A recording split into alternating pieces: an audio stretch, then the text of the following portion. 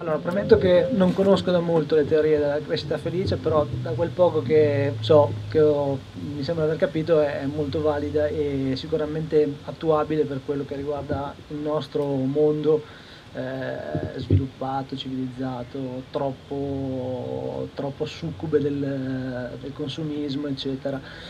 E penso che questa scommessa, come l'avete chiamata prima, sia fondamentale, diciamo, da combattere nel locale, nella città, nel piccolo comune, eccetera. Però se volessimo guardare un po' oltre, come conciliamo questo tipo di teoria con la voglia, forse malsana, che hanno certe parti del mondo che da poco si sono affacciate, diciamo, al benessere, fra virgolette, all'industrializzazione. Sto pensando naturalmente alla Cina, che in questi anni ha avuto questo esploit, ma anche ad altre che possono essere l'India o probabilmente in futuro anche aree africane, eccetera. Come possiamo convincere ad esempio i cinesi che non è bello inquinare quando loro hanno così voglia di SUV, di supermercati, e quando magari assieme a questi SUV e supermercati cercano anche nel nostro modello più democrazia.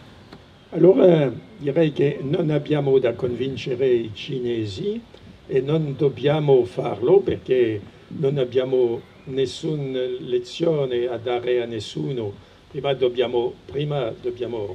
L'unica cosa che possiamo fare è dare prima l'esempio della virtù, prima di fare, perché l'Europa e l'Occidente si è sempre dichiarato il maestro del mondo, dare le lezioni agli altri. No, non dobbiamo, di più lo sanno bene. Lo sanno bene il vice ministro dell'ambiente della Cina ha detto che la distruzione dell'ambiente in Cina corrisponde ogni anno a 12% del prodotto interno lordo. Va detto che la crescita cina è una truffa, non c'è, è una crescita che distrugge più che produce. E ora, di più, la Cina ha fatto fatica per prendere il virus della crescita, perché per molti anni non voleva, ha dovuto subire 2 guerre dell'oppio, abbiamo aperto a colpi di cannone, poi il comunismo, eccetera. Alla fine si è occidentalizzata.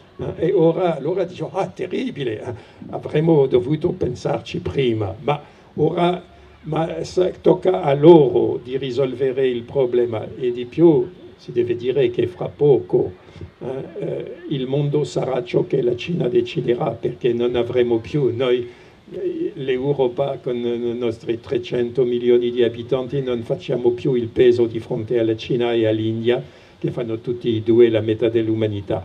E fortunatamente questa religione della crescita, della dismisura, è totalmente contraria alla tradizione millenaria del pensiero cinese come del pensiero dell'India.